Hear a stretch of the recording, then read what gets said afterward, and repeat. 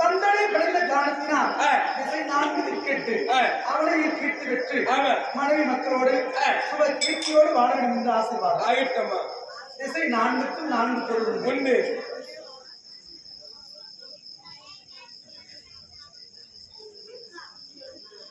பஞ்சாமிதார் மாட்டாங்க செஞ்சு திசை 4க்கும் 4 பொருள் உண்டு. கிழக்கு என்பது மங்களத்தை குறிக்கும் இல்லையா? எந்த ஒரு நல்ல செயலை செய்யும்போதும் கிழக்கு பக்கமா பார்த்து அதை செய்தால் நர்த்தரியமா இருக்கும். அதனால வடக்கு என்பது சருணத்தை குறிக்கும். வணங்கத்தக்க தெய்வத்தை எல்லாம் குறிக்கக்கூடியது வடக்கு பக்கமா. மேற்கு என்பது அறிவை குறிக்கும். குழந்தைகளுக்கு யாருக்காவது படிப்பு ஏறனாலையும் மேலை நாட்டு கல்வி மாதிரி கல்வி எல்லாம் பக்கம் மேற்கு பக்கமா குறைச்சு படிக்க வச்சா அது நல்ல முறையில் வரும் அப்படின்னு சொல்லுவாங்க. மேற்கு என்பது அறிவு குறிக்கும். தெற்கு என்பது மரணத்தை குறிக்கும். திசை 4க்கு 4 பொருள் உண்டு. இருந்தாலும் தெய்வீக திருச்சபை சான்றோர் நம்மளை போன்றோர் படித்தவர் பட்டம் பெற்றவர் வேத புராணத்தை தெரிந்தவர் நன்னூல் யார் தெரிந்தவர் அறிவில் சிறந்தவர்கள் எல்லாம் அமர்ந்திருக்கிற சபையில் நான் வரக்கூடிய நேரம் நான் யாரு எந்த நாட்டை சேர்ந்தவர்கள் யாருடைய புதல்வி யாருக்கு மகளாக வேண்டும் அம்சத்தின் கடாட்சம் எப்படி சொல்லுவாங்க.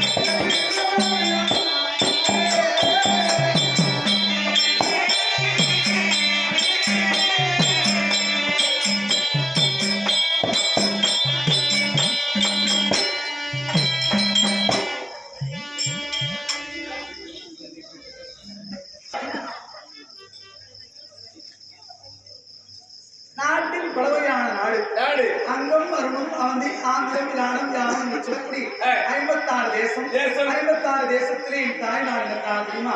கவடி மாவட்டத்திலும் இல்லையா? கவடி மாவட்டத்தில் ஜெகத்தோடு பரிமாணம் சொல்லக்கூடிய என் தாத்தா சோமகேத மகாராஜா அவருக்கு பிள்ளையாருக்கு பாஞ்சாலனுக்கு நீண்ட நாட்களாக குழந்தை கிடையாது. குழந்தை இல்லா வீட்டில் சாப்பிட்டால் குடும்பத்துக்கு சமம் என்று உணர்ந்து என் தந்தையார் என்ன செய்தார்?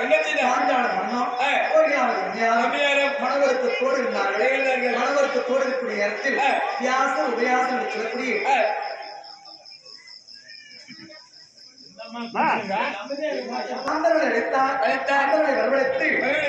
நடத்த வேண்டும். குழந்தை பிறக்கலாம் என்று சொல்லி அவர் சொல்லக்கூடிய நேரத்தில் அந்தனர் எல்லாம் பொருளுக்கு ஆசைப்பட்டு பொண்ணுக்கு ஆசைப்பட்டு இது எங்களால் முடியாது தவிர்த்து விட்டார்கள். அதனால இமயமலை சாரில் இருந்து வியாசம் உபயாசம் என்று சொல்லக்கூடிய மகரிஷிகளை அழைத்து வந்தார். மகரிஷிகளை அழைத்து வந்து அதன் பிறகு யாகத்திலே சிறந்த யாகம் 32 யாகம் இருக்கிறது. அதை காட்டிலும் சிறந்த யாகம் புத்திர காமஸ்தி யாகம் என்று சொல்லக்கூடிய யாகத்தை சிறப்பாக நடத்தினார்கள்.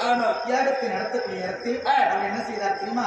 மந்திரம் எல்லாம் ஓதி சுக்லாம்பரம் விஷ்ணு சசிவர்ணம் சர்வஜம் பிரசன்ன வதன்ன சர்வ விக்னோப சாத்தியே பாகுண்டாம் நல்ல மனமுண்டாம் மாவளரான் நோக்குண்டாம் மேனி முடிந்தார் மூக்கொண்டு திருமேனி தும்பிக்கையான் பாதம் தப்பாமல் ஷார்வார் தனக்கு என்று சொல்லி முழுமுதற் கடலார்க்கு விநாயகர் பெருமானை துணை கொண்டு எல்லா தேவரையும் நினைத்து யாகத்தை நடத்தினார்கள்.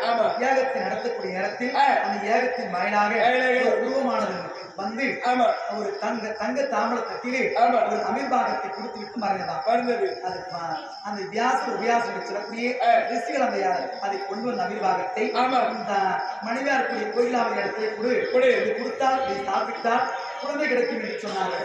அப்பொழுது அந்த அமீர்பாகத்தை எடுத்துக் கொண்டிருந்த தந்தையார் பாஞ்சாலம் எடுத்து சென்று கோயிலாவது இடத்துல கொடுக்க சென்றார்.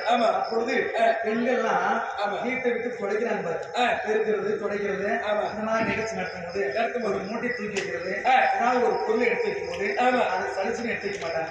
அந்த நேரத்துல முக்கியமான சமயத்துல ஏதாவது ஒரு கோயில் விசேஷம், ஏதாவது முக்கியமான நிகழ்ச்சியில அவங்களால கலந்து கொள்ள முடியாது. மாதவிடாய் அதை போல என் தாயாருடைய கோயிலாவது அப்பொழுது மாதவிளக்கு ஆரம்பித்தார்கள். தந்தையார் போய் கேட்டார், கோயிலாவதி நமக்கோ குழந்தை வேண்டாம், அதனால அந்த அமீர்பாகத்தை உண்டால் குழந்தை பாக்கியம் கிடைக்கும் என்று சொல்லி சொன்னார். சாமி, நான் இந்த ஏகத்திற்கு கலந்து கொள்ள அருகதை எடுத்து விட்டேன், நான் மாதவிளக்கு ஆகிவிட்டேன் சாமி, என்னால் முடியாது என்று சொல்லி தவிர்த்து விட்டார். அதன் பிறகு பாஞ்சால மன்னராகப்பட்டவர் மனவருத்தத்தோடு சென்று வியாச இடத்திலே, சாமி என் மனைவி பிடிக்கிறான் மாதவிளக்கு ஆகிவிட்டார்கள், இந்த யாகத்தில் கலந்து கொள்ள முடியாது என்று சொல்லி மனவருத்தத்தோடு அழுது கொண்டிருந்தார். அப்பொழுது பாஞ்சால மன்னா, நீ கலங்க வேண்டாம், எந்த யாகத்திலிருந்து அமீர்பாகமானதோ அந்த யாகத்தின் மூலமாகவே பண்ணி என்று சொல்லக்கூடிய நெருப்பில் இருந்து உனக்காக குழந்தைகளை பெற்றுக் கொடுப்போம் என்று சொல்லி அவர்கள் சபதம் எடுத்தார். அப்பொழுது மீண்டும் அந்த அமீர்பாகத்தை அந்த நிலந்தையை போட்டு அதன் பிறகு மந்திரத்தை ஓதினார்கள். மந்திரத்தை ஓதிய பிறகு ஏகத்தின் வாயிலாக எப்படி தெரியுமா, சிகண்டி என்று சொல்லக்கூடிய ஒரு திருநங்கை பிறந்தார்கள். முதல் திருநங்கை பிறந்தார், சிகண்டி என்று சொல்லக்கூடிய திருநங்கை பிறந்தார்கள். அதன் பிறகு அந்த ஏகத்தின் வாயிலாக 16 வயது மங்கையாக மாலையோடு நான் பிறந்தவுடனே எனக்கு முதலாக பேர் என்ன தெரியுமா, கிருஷ்ணன் மீது அதிக பற்றுடைய காரணத்தினால் பேரு கிருஷ்ணை பாஞ்சால மன்னனுக்கு மகனாக பிறந்த காரணத்தினால் பாஞ்சாலி நீர் நிலம் ஆகாயம் காற்று என்று சொல்லக்கூடிய பஞ்ச பூதத்தை கட்டி காப்பவள், அதனாலே பாஞ்சாலி வதைத்து பிறந்தவள் திரௌபதி என்று சொல்லி திரௌபதி மன்னனுக்கு மகனாக பிறந்தனால் திரௌபதி என்று சொல்லி பல நாமத்தோடு நினைப்பார். அந்த யாகத்தின் வாயிலாக நான் பிறந்த காரணத்தினால் தெரியுமா,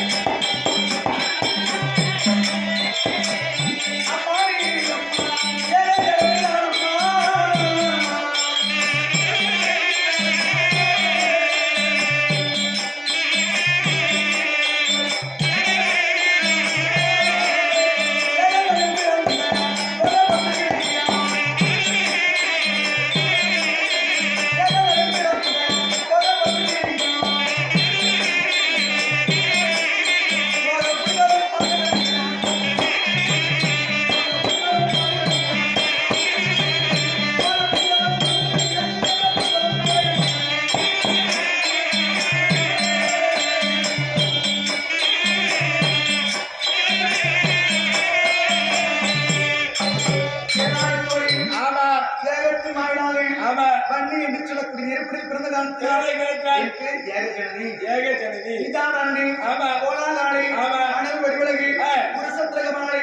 நெருப்படில் பிறந்தவள் நீலவர்ணனுக்கு தந்தையானவள் திரௌபதி என்று சொல்லிட்டாள். நான் பிறந்து முன்பாக செங்கலனி மாலையோடு 16 வயது மங்கையாக பஞ்சவர்ண கிளி கொண்டு நான் 32 விருதுகள் தாளம் தம்புரு வீணை பம்பை உடுக்கை சொல்லக்கூடிய 32 விருதுகளோடு ஏகத்திலே பிறந்த என்று சொல்லையா ஏகத்தின் வாயிலாக முதலாக ஒரு பெண் குழந்தை பிறக்கக்கூடாது என்று சொல்லி எங்கள் அண்ணார் யார் தெரியுமா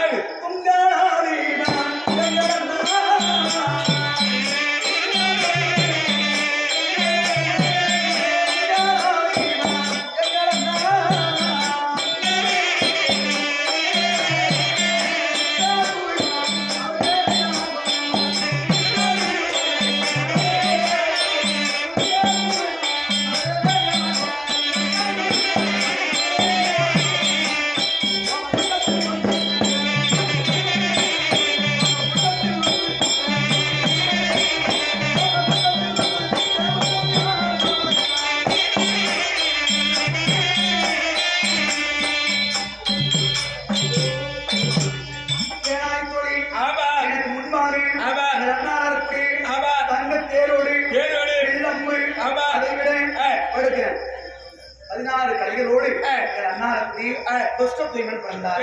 அதன் பிறகு நான் பிறந்தேன். நான் பிறந்திருந்தாலும் நெருப்பில் பிறந்தவள் நீலவண்ணனுக்காக தந்தையாக கிருஷ்ணன் மீது அதிக பட்டு கொண்ட காரணத்தினால் என் பேர் கிருஷ்ணன் என்று சொல்லி நாமத்தோடு நினைப்பார்கள். இருந்தாலும் என் தந்தையாருக்கு நான் மகளாக பிறந்த காரணத்தினால் குறைகளை வளைக்கவே பிறந்தாள் என்று சொல்லி அசரி வாக்கு உரைத்தது. அதை பொறுத்து என் தந்தையார் என்னை வளர்க்க மறுத்தார்.